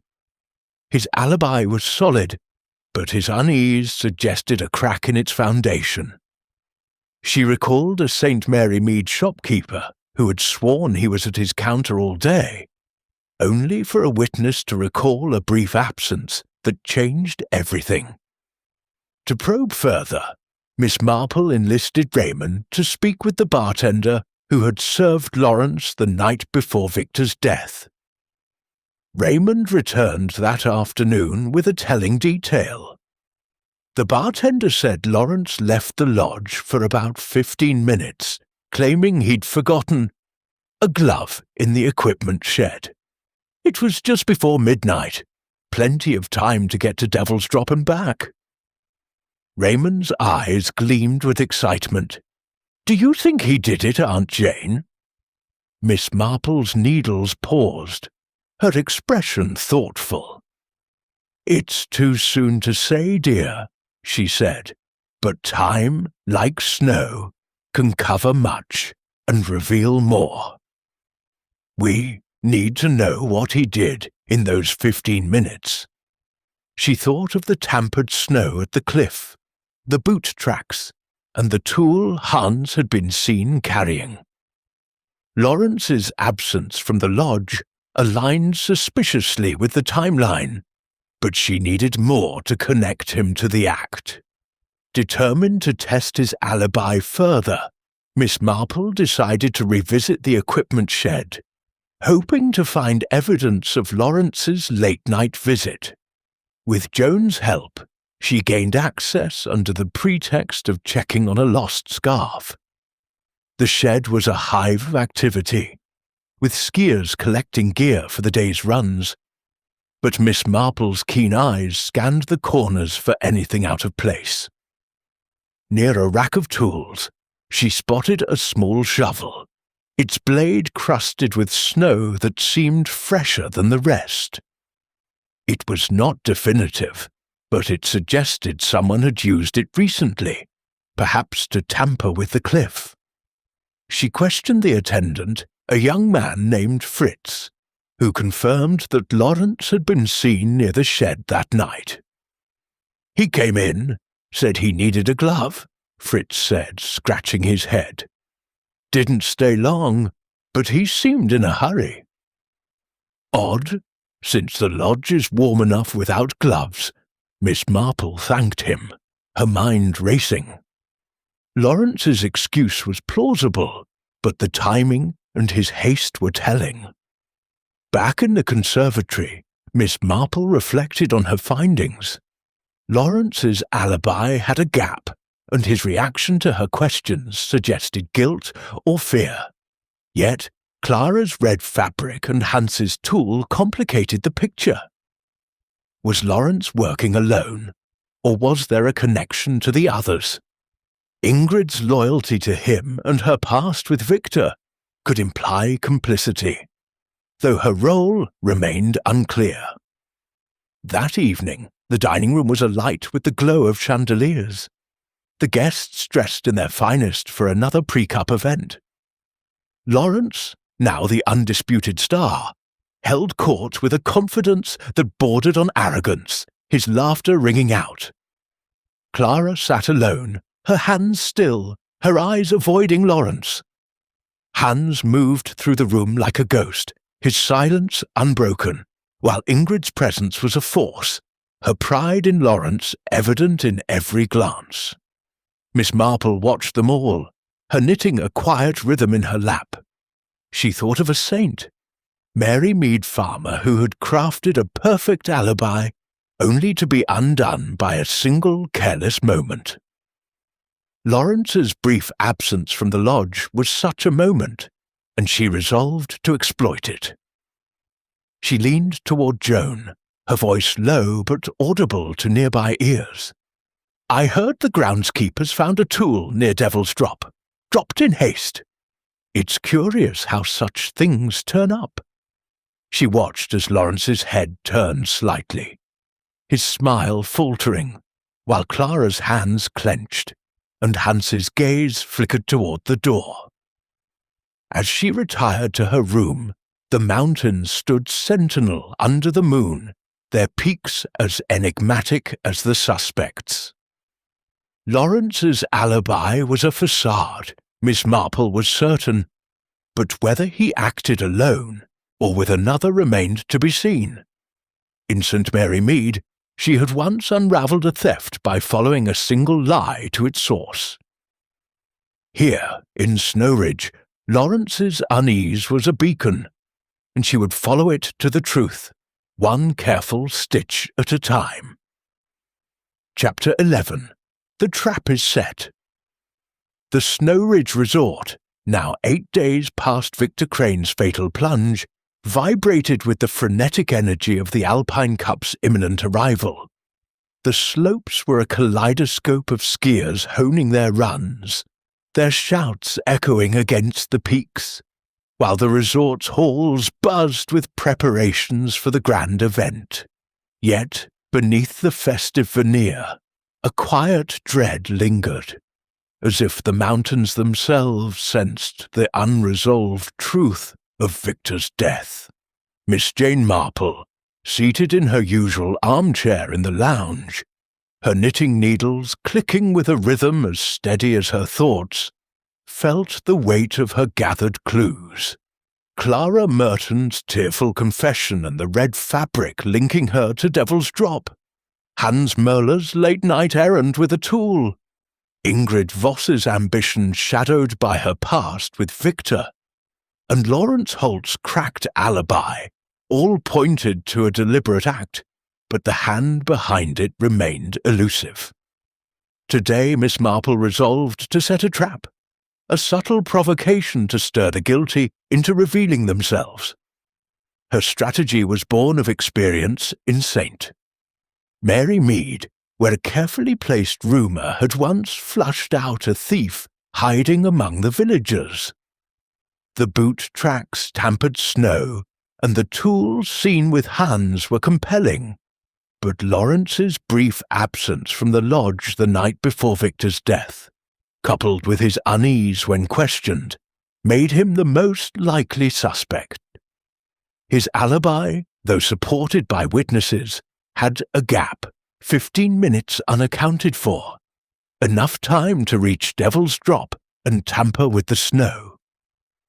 Yet Miss Marple knew that assumptions could be as treacherous as the cliff itself. She needed a reaction, a slip that would confirm her suspicions or redirect her focus. She began by planting a seed of unease among the suspects. During the morning's coffee hour in the conservatory, she spoke to Joan, her voice just loud enough to carry to nearby ears. "It's curious, Joan," she said, her tone conversational, "but I heard from a groundskeeper that they've found a witness to Victor's fall. A skier who saw someone near the cliff just before it happened. It was a fabrication," but Miss Marple's eyes twinkled as she noted the reactions around her. Clara, sipping tea at a nearby table, froze, her cup trembling. Lawrence, standing by the window, turned his head slightly, his jaw tightening. Hans, passing through with a tray of equipment, paused mid-step, his grey eyes narrowing. Ingrid, overseeing a group of students, glanced over with a frown, her poise unshaken but her gaze sharp. Miss Marple resumed her knitting, her expression serene but her senses alert. The lie was a spark, and she waited to see which suspect it would ignite.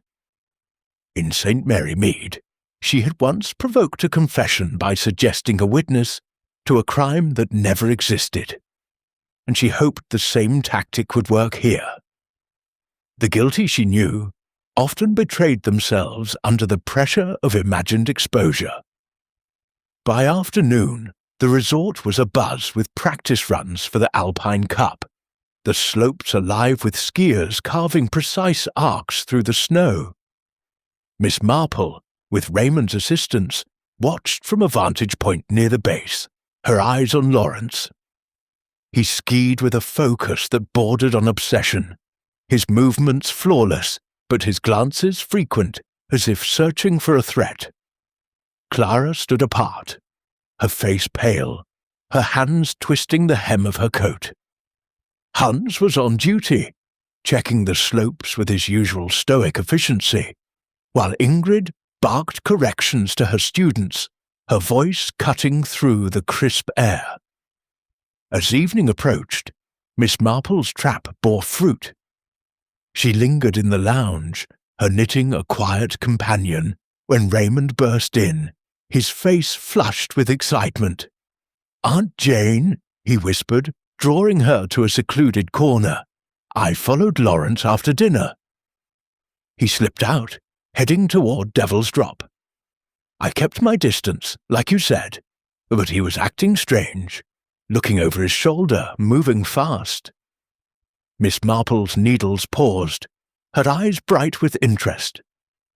"And what did he do at the cliff, dear?" she asked, her voice calm but eager. Raymond leaned closer.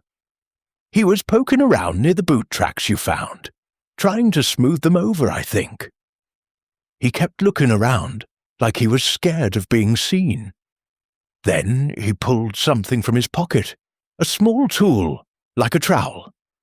I called out, just to startle him, and he bolted, but the security team was nearby. They caught him before he got far." Miss Marple's lips curved in a faint smile. "Well done, Raymond," she said. "And the tool?" "They took it from him," Raymond said. "It's a snow pick, the kind used to test snow stability. Could have been used to loosen the snow on the cliff, don't you think?" Miss Marple nodded, her mind racing.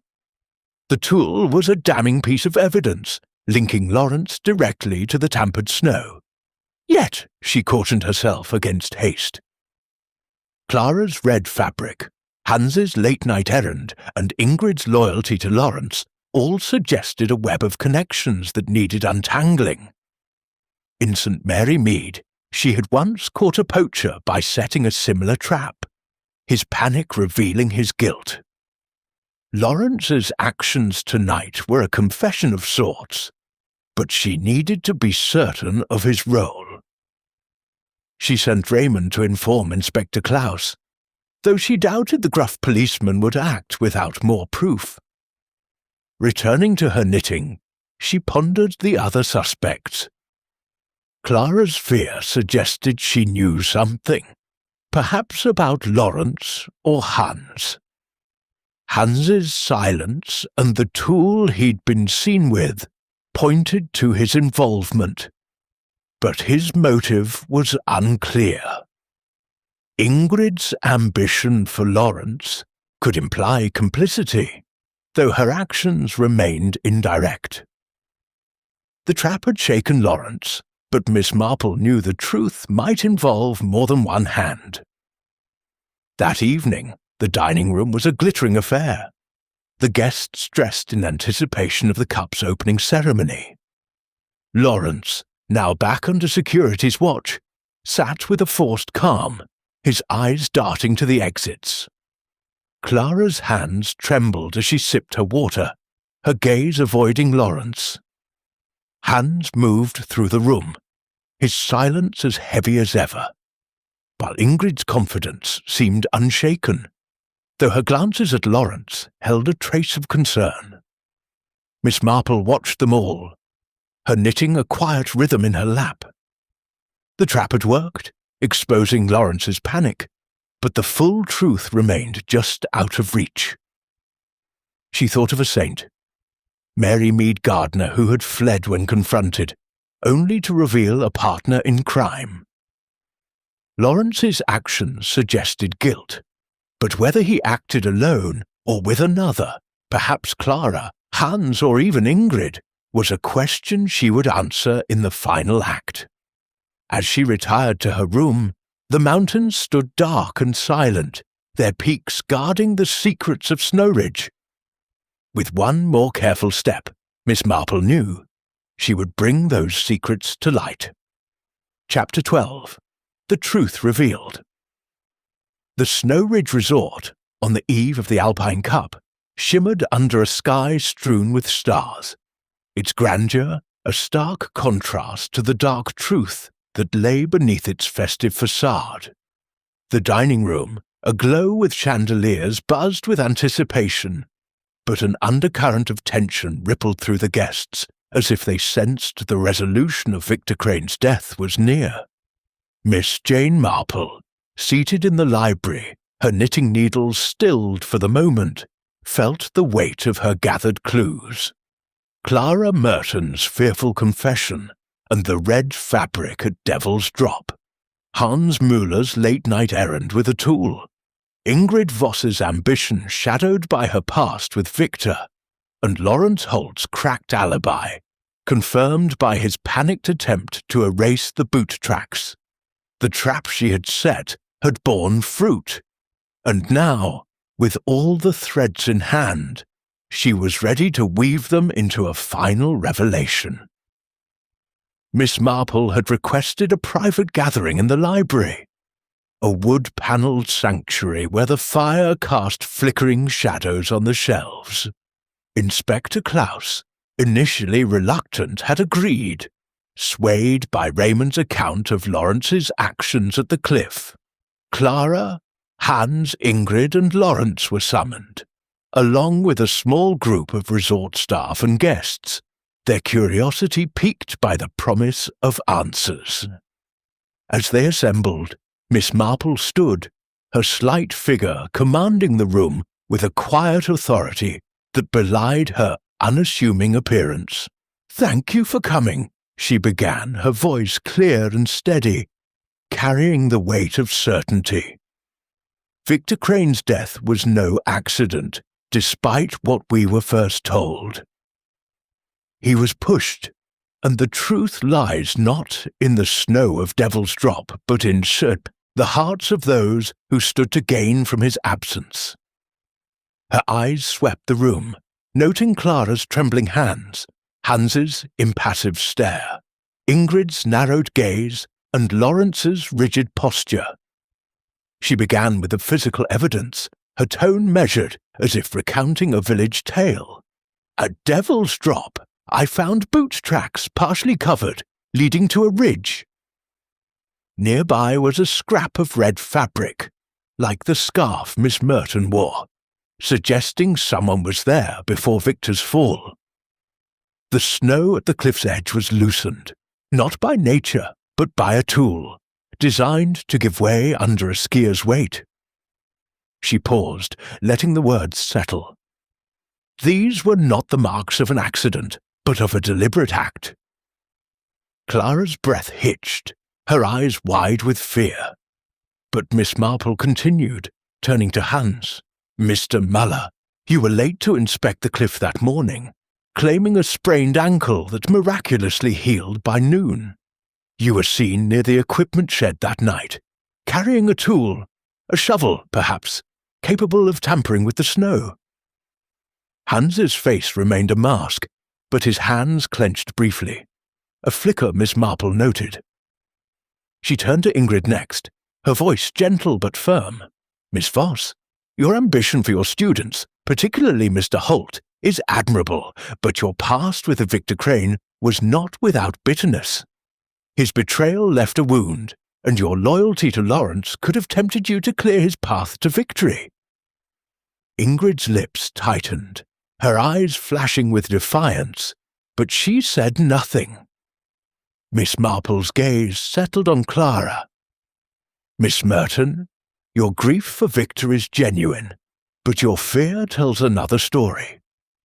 You admitted to meeting Hans that night, seeking a loan Victor had promised. The red fabric places you near the cliff, though you deny it. In St. Mary Mead, I once knew a girl who hid a secret out of fear, not guilt. I believe you know more than you've said." Clara's face crumpled, tears spilling, but she shook her head, mute. Finally, Miss Marple turned to Lawrence, her eyes piercing. "Mr. Holt, your rivalry with Victor was no secret. You accused him of cheating, and his death made you the favourite for the Alpine Cup. Your alibi was strong, but you left the lodge for 15 minutes that night, claiming to fetch a glove. Last night, you were caught at Devil's Drop, trying to erase the boot tracks, with a snow pick in your pocket, a tool perfect for loosening snow." She held up the small tool, retrieved from security, its blade glinting in the firelight. Lawrence's composure shattered. "He cheated!" he spat, his voice raw with anger. "Last year, he tampered with my skis, stole the cup from me. He bragged about it, laughed in my face." The room fell silent, all eyes on him. I couldn't let him win again. I went to the cliff that night, used the pick to weaken the snow. I knew he'd ski too fast, too close to the edge. It wasn't murder, it was justice. Clara gasped, her hands covering her mouth, while Hans's eyes widened, a rare crack in his stoic facade. Ingrid's face paled, though Miss Marple sensed she had suspected Lawrence's guilt but lacked proof. Inspector Klaus stepped forward, his expression grim. "That's enough, Mr. Holt," he said, signalling to his men. "You're coming with us." As Lawrence was led away, his defiance crumbling into despair, Miss Marple addressed the room once more. The snow pick was the key, but so was human nature. In St. Mary Mead, I learned that ambition and resentment can drive even the quietest soul to act. Mr. Holt's need for victory blinded him to the cost. She glanced at Clara, whose tears had slowed. "Miss Merton, your scarf was likely taken to cast suspicion, a cruel trick to muddy the truth." The gathering dispersed, the guests murmuring in shock, the staff whispering among themselves. Clara lingered, her eyes meeting Miss Marple's with a mix of gratitude and shame. Hans and Ingrid left silently, their roles clarified, but their secrets intact. Inspector Klaus, though gruff, offered Miss Marple a nod of respect before departing.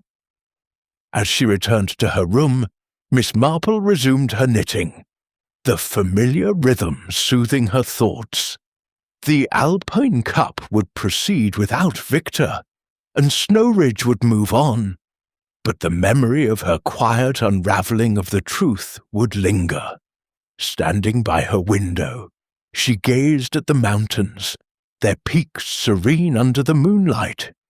In St. Mary Mead, she had solved crimes with the same patient observation.